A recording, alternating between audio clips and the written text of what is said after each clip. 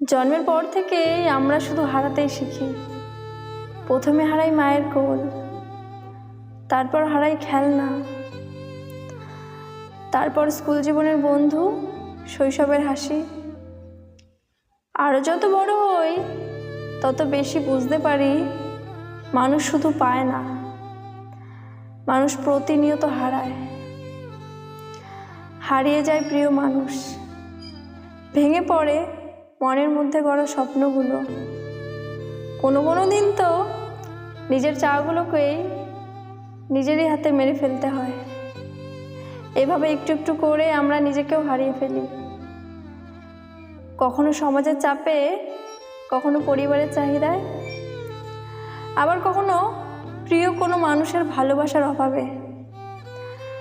আমাদের এই জীবনটা অনেকটা ট্রেনের মতো, সব স্টেশনে কেউ না কেউ নেমে যায়, আর আমরাও শিখে ফেলি হারিয়ে যাওয়ার মধ্যেই বেঁচে থাকা খুঁজে নিতে।